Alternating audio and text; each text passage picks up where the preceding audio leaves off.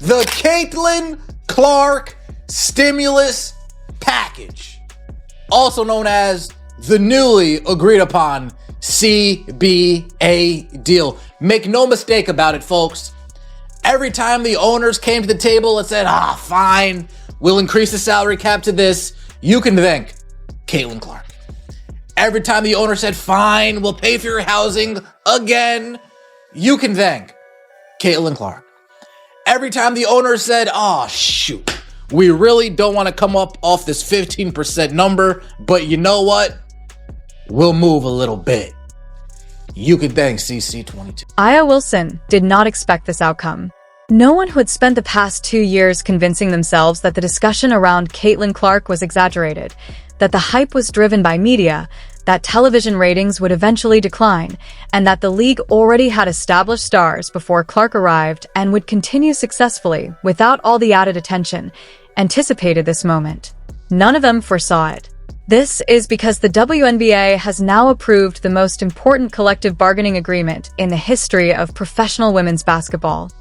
A'ja Wilson and all her Glazers could give a big thank you to Caitlin Clark for her getting paid. Ever since the league came to an agreement, all we've been hearing about is how A'ja Wilson is about to sign this historic Supermax deal like she just did it all on her own. No, you could thank Caitlin Clark for revolutionizing the game so you could get paid. We don't care how many MVPs and championships A'ja won or how she was already known. It doesn't matter. She didn't change the dynamic of the league for the players to get paid like this. The league salary cap increased dramatically, rising from $1.5 million to $7 million.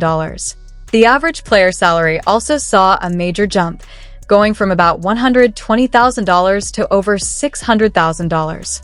Even the minimum salary surpassed $300,000, serious, life-changing money. These are the kinds of figures veteran players have been pushing for long before Caitlin Clark was even in high school. When the new numbers were revealed, Clark's salary was highlighted first. Her earnings rose from $78,066 in 2025 to $530,000 in 2026. That announcement immediately sparked intense reactions across the league. For example, 2024 Rookie of the Year Caitlin Clark, who made $78,066 in 2025, is poised to see her salary jump to $530,000 in 2026. So this year, she is about to jump to that salary, okay?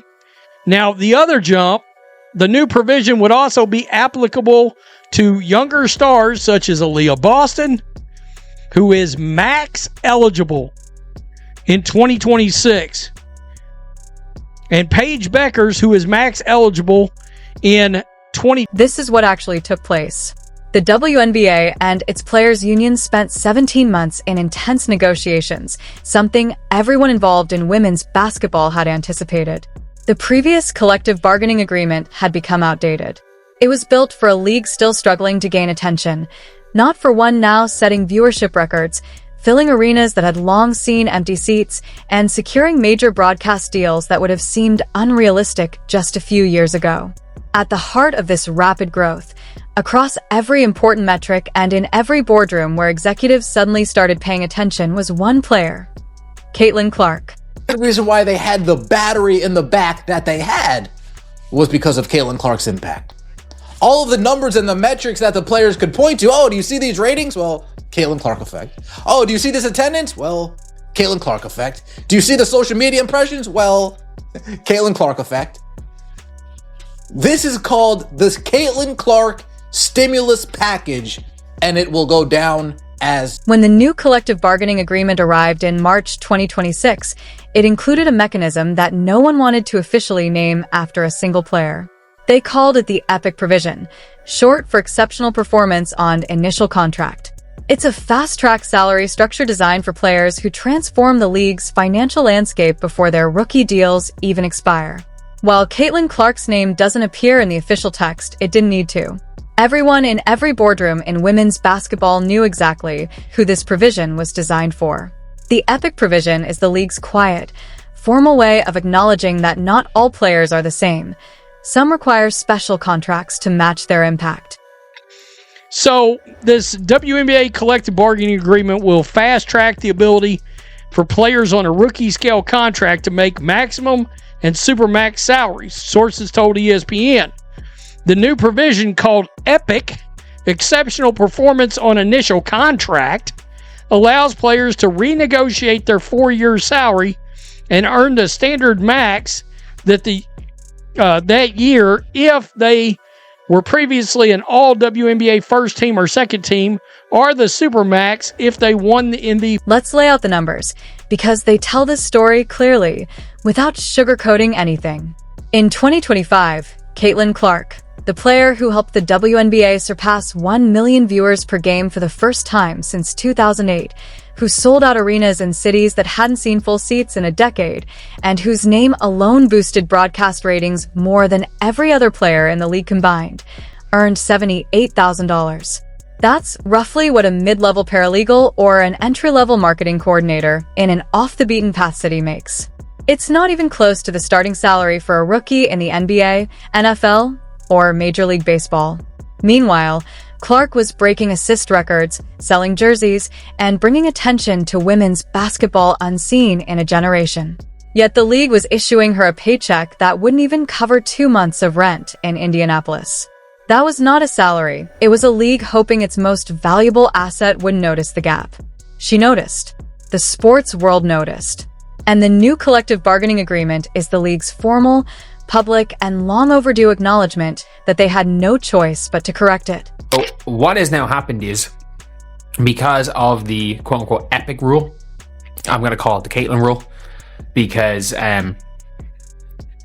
let's be real, she was the first person to have reached this, whether it be it's Caitlin, Aaliyah, and Paige are all eligible. I'm just going to call it the Caitlin rule.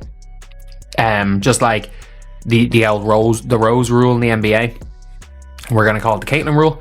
So, ironically, if Caitlin goes and wins MVP this year, she's actually eligible for the Supermax in 2020. Now, in 2026, everything changes. Caitlin Clark's salary jumps to $530,000, a raise of more than 500%, over 6 times what she earned last season. But before anyone applauds the league for finally getting it right, pause. That $530,000 remains an incredible bargain for team sports and still falls far short of her true value. In 2025, while the WNBA was paying her $78,000, Clark earned a total of $16.1 million across salary, endorsements, appearances, speaking fees, and commercial deals. Nike, State Farm, Gatorade, Wilson, Hy-Vee, the full empire.